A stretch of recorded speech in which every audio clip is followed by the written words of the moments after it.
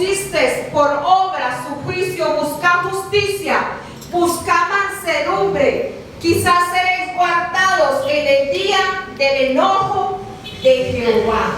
Busca a Jehová. Los humildes reconocen que nuestra vida depende de Dios. Los humildes corren y se humillan ante la presencia de Dios.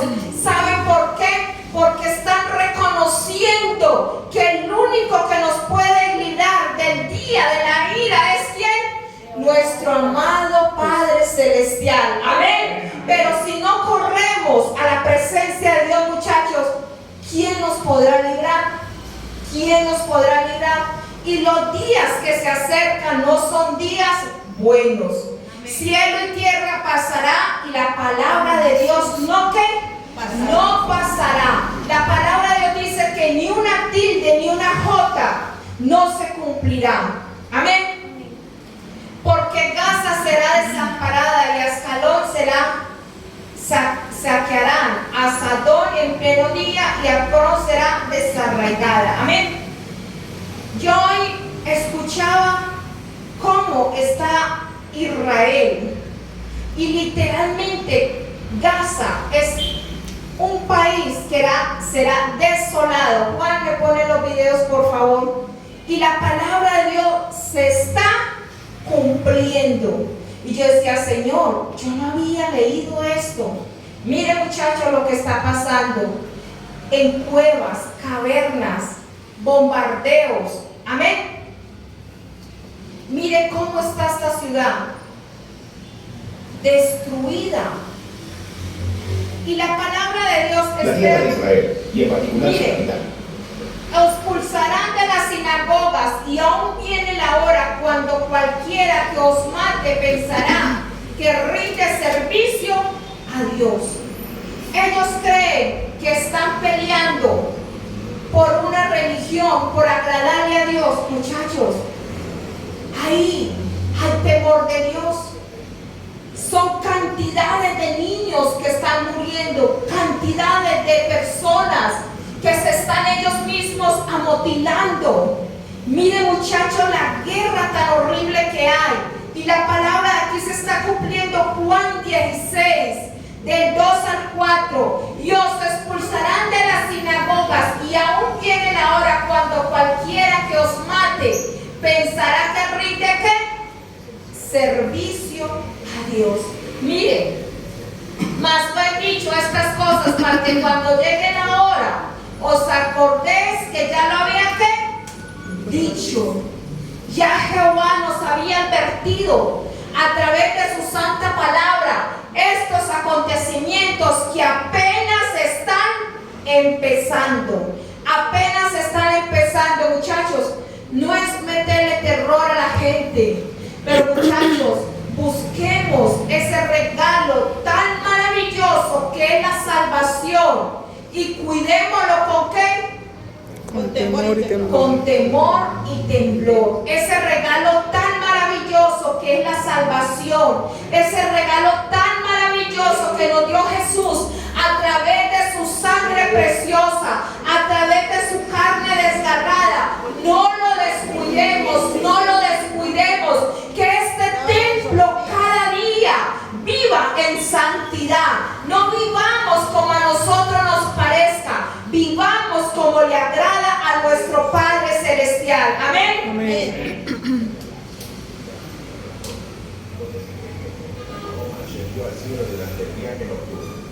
La ciudad también figura en la escatología islámica, sobre todo en las profecías sobre el día del juicio final.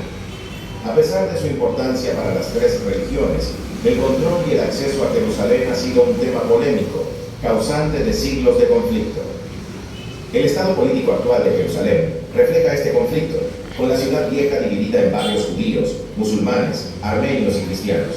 Hoy, la posible construcción de un tercer templo judío en el monte del templo, actual emplazamiento de la mezquita de Al-Aqsa, ha avivado la tensión mundial. Para algunos, la medida sugiere el cumplimiento literal de las profecías del fin de los tiempos de las tres religiones. Estas profecías, junto con sus interpretaciones e implicaciones, constituyen la base de nuestros debates posteriores en este vídeo. La destrucción del primer y segundo templos y el deseo de un tercero. La destrucción del primer y segundo templos de Jerusalén constituyen dos de los acontecimientos más impactantes de la historia judía. Estos templos no eran meros edificios, sino que representaban la identidad religiosa, política y cultural del pueblo judío. Su pérdida y el persistente anhelo de un tercer templo revelan el profundo significado de estas estructuras en la fe y la vida judías. El primer templo, construido por el rey Salomón hacia el año 957 a.C., era una magnífica estructura que albergaba el Arca de la Alianza. Se consideraba la morada de Dios, un símbolo de la presencia divina entre el pueblo de Israel. Su destrucción en el año 586 a.C. por el rey babilonio Nabucodonosor II fue un acontecimiento catastrófico que condujo al exilio del pueblo judío y al comienzo de la diáspora judía. Esto marcó un punto de inflexión en la historia judía, un periodo de profunda pérdida y el comienzo de un intenso anhelo de restauración. 70 años más tarde, el rey persa Ciro permitió al pueblo judío regresar a Jerusalén y reconstruir su templo. El segundo templo, terminado hacia el año 516 a.C., fue el corazón de la vida religiosa judía durante casi 6 siglos. Este templo fue ampliado y embellecido por Herodes el Grande en el siglo I a.C. Sin embargo, también tuvo un final trágico cuando fue destruido por los romanos en el año 70 a.C., durante el asedio de Jerusalén. Este acontecimiento provocó una nueva dispersión de los judíos y marcó el inicio de un largo periodo sin un lugar central de culto. La pérdida de ambos templos dejó una marca indeleble en la psique judía. El muro occidental, vestigio del segundo templo, se ha convertido desde entonces en un lugar sagrado para la oración y el duelo por la pérdida de los templos. A pesar del paso de los siglos, el deseo de la reconstrucción de un tercer templo persiste entre algunos segmentos del judaísmo. Esta aspiración, profundamente arraigada en las creencias religiosas, también se ve impulsada por diversas profecías del fin de los tiempos que pronostican la construcción de un tercer templo, antes de la llegada del Mesías. Sin embargo, la posible construcción de un tercer templo está impregnada de controversia, dado el significado religioso común del lugar y su actual ocupación por estructuras islámicas, la mezquita de Al-Aqsa y la cúpula de la Roca.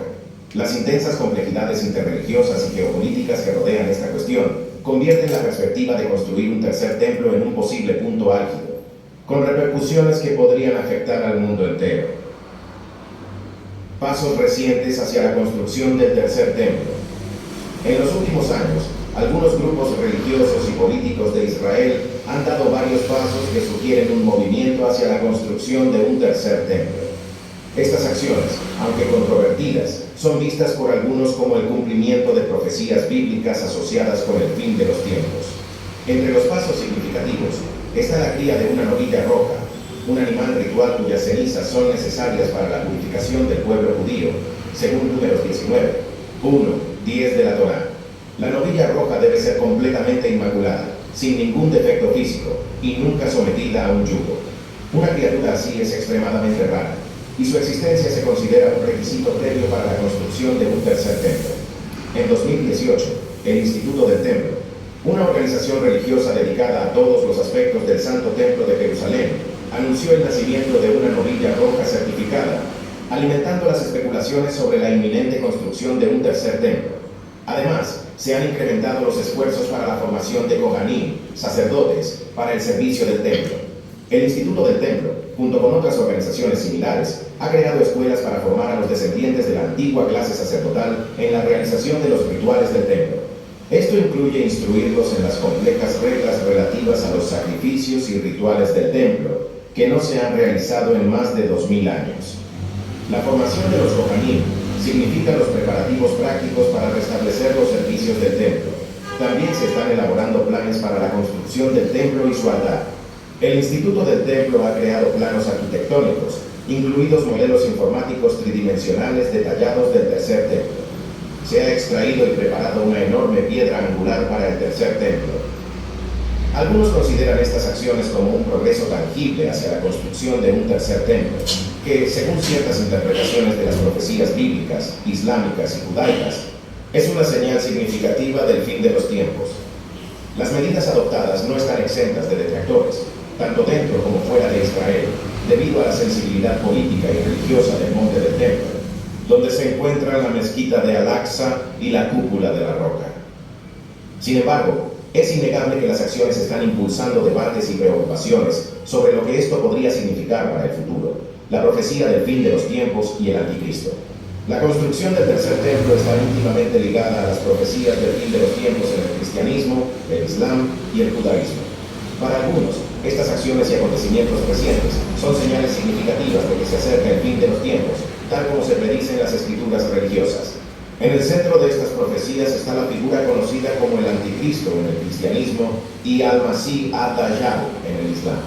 En la escatología cristiana, el anticristo es una figura que aparecerá durante el final de los tiempos, engañando a muchos para que se aparten de la fe e instigando el conflicto y el caos. El libro de Daniel, 2 Tesalonicenses y el Apocalipsis contienen profecías sobre esta figura y la confusión que causará. Algunas interpretaciones sugieren que el anticristo surgirá tras la construcción del tercer templo. La segunda epístola a los tesalonicenses, por ejemplo, menciona a un hombre de pecado que se sentará en el templo de Dios y se declarará Dios. Por otra parte, la escatología islámica presenta a al-Masih ad-Dajjal, una figura engañosa análoga al anticristo cristiano. La literatura hadís describe a Dajjal como un gran engañador que pondrá a prueba la fe de los musulmanes antes del día del juicio final. Aunque no se menciona explícitamente el tercer templo en la escatología islámica, algunos podrían considerar que la posible construcción del templo y la agitación resultante preparan el terreno para la llegada de Dajjal. Dentro de la escatología judía, la construcción del tercer templo se asocia con la llegada del Mesías y el inicio de una era mesiánica de paz y monoteísmo. Sin embargo, la fe judía no tiene un concepto de la figura del anticristo como en el cristianismo o en Islam. Las profecías coincidentes y divergentes de estas religiones crean una mezcla compleja y potencialmente volátil de creencias y expectativas. Los recientes avances hacia la construcción de un tercer templo suscitan expectación y temor, ya que parecen resonar con estas narraciones proféticas del final de los tiempos. Es importante señalar, sin embargo, que estas interpretaciones varían ampliamente dentro y entre los grupos religiosos, y muchas personas de estos credos no interpretan las profecías literalmente o no creen que estos acontecimientos sean inminentes. El redescubrimiento de la piscina de Siloé y su significado. La piscina de Siloé, una antigua fuente de agua en Jerusalén, es otro lugar fundamental que conecta los acontecimientos actuales con las profecías bíblicas. En la tradición cristiana, es el lugar donde Jesús curó a un ciego, como se narra en el Evangelio de Juan. En la tradición judía, se asocia con la ceremonia de la libación de agua durante la fiesta de los tabernáculos o Sukkot. El redescubrimiento de este estanque y su relevancia para las profecías del fin de los tiempos merece, pues, ser examinado. La piscina de Siloé estuvo perdida en el tiempo hasta 2004, cuando fue descubierta accidentalmente durante la construcción de una tubería de alcantarillado. Las excavaciones dirigidas por la Autoridad de Antigüedades de Israel revelaron una piscina monumental del periodo del Segundo Templo. La piscina se encuentra fuera de las murallas. Muchachos, se está cumpliendo la palabra de Dios. Se está cumpliendo. Amén. Se está cumpliendo. Juan, pon el otro video. Entonces, adelante, por favor.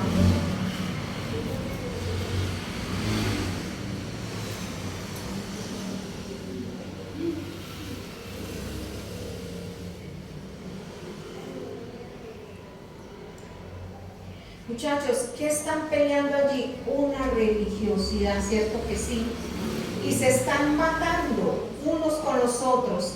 Y se está cumpliendo la palabra. Juan 16, 2 al 4. Os expulsarán de las sinagogas y aún viene la hora cuando cualquiera que os mate pensará que rinde ¿qué? Servicio a Dios. Ellos creen que le están peleando ideas para agradarle a Dios. Muchachos, ¿será que ahí le están agradando a Dios? Matando niños, matando mujeres, teniendo gente secuestrada. ¿Ustedes creen que eso le agrada a Dios? La violencia, el homicidio, el secuestro, el maltrato. ¿Ustedes creen que eso le agrada a Dios? No. Y miren el engaño de Satanás, cómo tiene engañada y el velo que Satanás ha puesto a estas personas.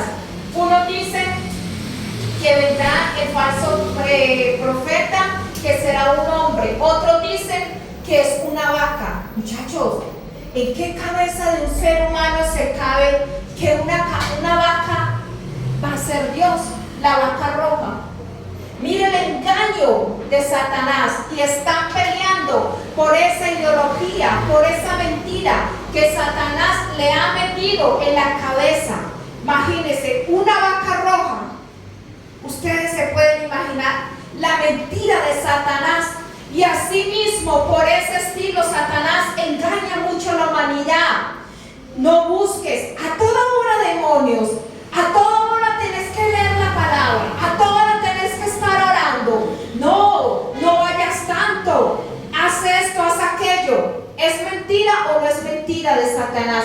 Si Jesús nos dejó por medio de su santa palabra, nos dejó estas recomendaciones: orar sin cesar para que no caigas, ¿qué? En tentación. Ya Jesús nos había recomendado que ayunáramos. Estos géneros no salen sino con ¿qué? Con ayuno y oración. Ya Jesús nos había dado ciertas recomendaciones para que el ser humano no caiga en las trampas que Satanás pone día a día a la humanidad. Amén. Denle un aplauso a nuestro Padre. Muchachos, si nos coge desprevisto, dice que el día ni la hora nadie lo sabrá, nadie, que nos coja haciendo lo que a Él le agrada. ¿Y qué es lo que a Él le agrada? Buscando de su presencia. Que no nos vaya a coger con el corazón cargado de ira, que no nos vaya a coger con el corazón cargado de resentimiento, con contiendas, que nos coja con nuestro corazón, con un corazón contrito y humillado, muchachos, porque ese regalo tan maravilloso que Jesús nos ha dado, lo podemos perder, lo podemos perder. Una vez alguien me puso un ejemplo y me dijo: te voy a poner este ejemplo tan sencillo. Hay un cristiano y hay alguien que no conoce de Dios. Y yo: sí, dímelo. Este cristiano vivía buscando, y en un momento de debilidad, por un día empezó a pecar y a pecar, y ese día llegó Jesús y había un pecador que no conocía de Dios, pero ese día le dio por rendirse a los pies de Dios, reconocer sus pecados y humillarse delante de la presencia de Dios. ¿Cuál cree usted que se irá con Dios? Y yo: este vivía en el pecado y este vivía buscando. Y humanamente pensé, dije yo: no, el que vivía buscando. Y me dijo: pero si llegó Jesús y lo encontró haciendo lo que a Él no le agradaba, y el que hacía lo que no le agradaba lo encontró haciendo lo que le agradaba. Y yo: tienes toda la razón. Entonces, que Jesús nos vea haciendo siempre la voluntad de Él, porque los ojos de Dios están en todo lugar y en todo momento y en todo instante. Amén. ¿Y quién podrá escudriñar el corazón del hombre? Solamente Dios. Amén. Romanos 5:15. Pero el don no fue como la transgresión, porque si por la transgresión de aquel uno murieron, los muchos abundaron. Mucho más por los muchos la gracia y el don de Dios es por la gracia de un hombre, Jesucristo. La salvación fue ¿por qué? Por gracia. Pero esa gracia hay que cuidarla, muchachos, como ese tesoro tan maravilloso, como cuando cuidamos algo tan valioso, cuando tenemos algo que no queremos que nadie nos lo toque, que nadie nos lo ensucie, cuando tenemos ese regalo tan maravilloso. Pongamos un ejemplo: XY, un peluche blanquito que alguien especial nos haya regalado, lo cuidamos, ¿cierto que sí? No queremos que nadie nos lo toque, no queremos que nadie nos lo ensucie. Así Jesús nos ha regalado ese regalo tan blanquito que es la salvación y la santidad. Hagamos de cuenta que es ese regalo tan blanquito y tan precioso que no queremos que nada lo ensucie. ¿Y cómo se puede ensuciar? acechanzas del enemigo y cuando nosotros le damos ¿qué? Cabida. Amén. Juan 3:16. Porque de tal manera amó Dios al mundo que ha dado a su Hijo unigénito, para que todo aquel que en él crea no se pierda, mas tenga vida eterna. Vida eterna. Dios nos ha llamado a tener vida eterna. Aquí en la tierra estamos de paso para decidir dónde queremos pasar la eternidad. Yo no sé, muchachos, dónde quieren pasar la eternidad, pero yo quiero pasar la eternidad junto con mi amado Jesucristo, Espíritu Santo y Dios de los cielos. Amén. Amén, amén. Yo no sé ustedes, pero yo aquí no me quiero quedar. Amén. Mateo 24, 12, 13. Y por haberse multiplicado la maldad, el amor de muchos ¿de qué? Enfriará. Se enfriará. Muchachos, somos carta leída. Tengamos cuidado. Tengamos cuidado, hermano. Mas el que persevera hasta el fin, este será ¿qué? Salvo. Muchachos, esto es una carrera de atletismo que tenemos que saber cómo la corremos para llegar a ¿qué? A la meta. El que persevera. Nos está diciendo que vamos a quedar en la mitad del camino. Muchachos, que cuando Jesús venga nos halle haciendo la voluntad del Padre. Así como Jesús la hizo aquí en la tierra. Amén. Y por haberse multiplicado la maldad, el amor de muchos se enfriará. Mas el que persevera hasta el fin, este será salvo. Juan, colócame el video, el último, por favor.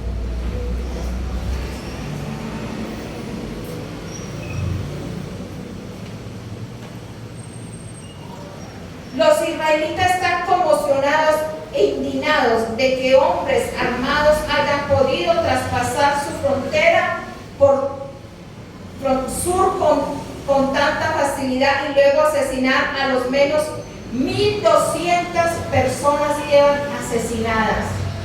1,200 personas, muchachos. 1,200 personas, la mayoría a sangre fría, sin piedad. Ustedes se pueden imaginar con tortura.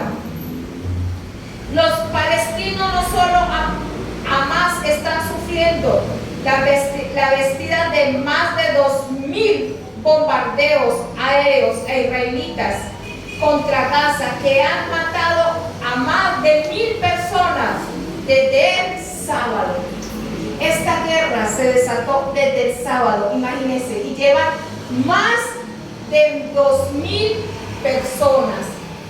Y día a día son 1,200 bombardeos que se han contado desde el sábado. Hoy es que viernes, desde el sábado, no llevan ni los 8 días.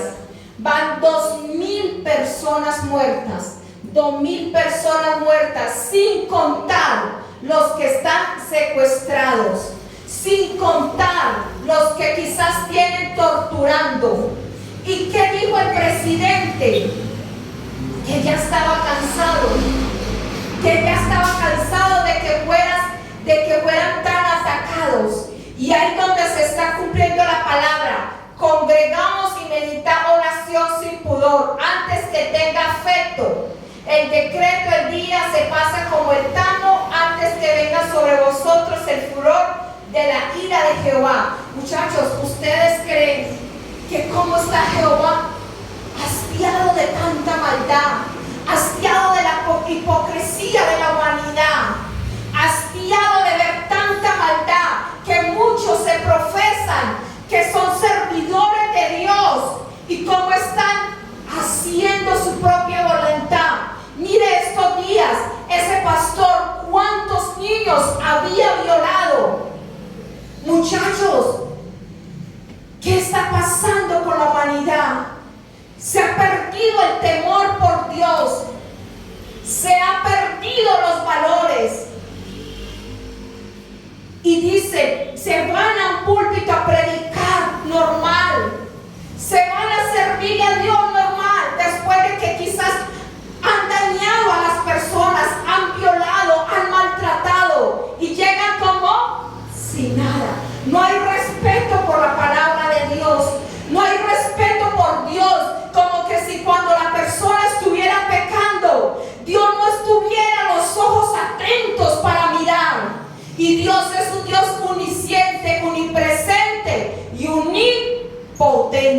Dios está mirando en todo momento qué estás haciendo, cómo estás actuando, qué hay en tu corazón. Y la persona no tiene nada de respeto.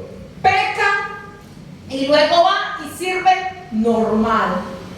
Muchachos, esto no es un juego. Esto no es un juego. Peca y luego me arrodillo normal. Muchachos, esto no es un juego. Le estamos sirviendo a nuestro Padre Celestial. Somos cristianos, seguidores de Cristo. ¿Qué decía Jesús? Que Él hacía lo que veía hacer ¿de quién? Del Padre. ¿Y nosotros qué somos? La palabra cristiana encierra ser seguidor de Cristo. Y ser seguidor de Cristo es hacer la voluntad de Él, no hacer lo que a mí me parezca, ni lo que yo quiera. Porque vive Cristo, mas no vivo ¿quién? Mas no vivo yo. Amén. Aquí se está cumpliendo Sinfonías 1:4, porque Gaza será desamparada. Anoten esto, medítelo y búsquelo. Porque Gaza será desamparada y Ascalón asolada. Saquearán a Sadón en pleno día, Ekron será desarraigado. Estudien esto, muchachos. Sinfonía del 1 al 4. ¿Qué está pasando con esta ciudad? Con Gaza. Dice el presidente que ya está cansado, está hastiado. Y yo hoy meditaba, yo decía, Señor, si el hombre está cansado, ¿cuánto más tú, Jehová? ¿Cuánto más tu Padre Celestial? Que todo lo estás viendo y estás escudriñando nuestra mente y nuestros corazones y las intenciones que hay en cada corazón. Amén. Este video explorará las profundas implicaciones históricas y religiosas de esta nación, su impacto en el cristianismo, el islam y el judaísmo, y los recientes acontecimientos que sugieren el cumplimiento de las profecías del fin de los tiempos. Se prestará especial atención a la posible reconstrucción del tercer templo y a las controversias y profecías que lo rodean. En lugar de Israel en el cristianismo, hay un video fuerte donde queman las personas vivas. Dios santo de Israel, los están quemando vivos y allí creen que le están agradando a Dios, creen que le están agradando a Dios.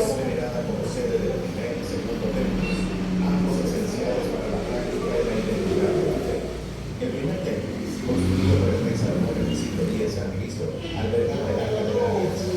Su destrucción por los babilonios en el año 586 a.C. fue una pérdida devastadora. Posteriormente, el segundo templo, erigido en el año 516 a.C., se convirtió en el lugar central del culto del judaísmo hasta su destrucción por los romanos en el año 70 de nuestra era.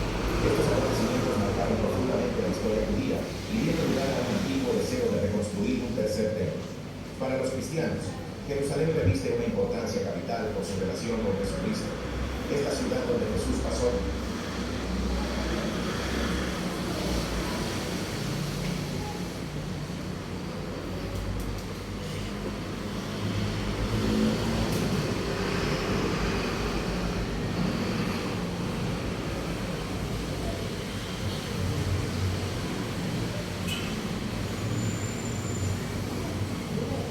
Espérense, yo se los pongo directo.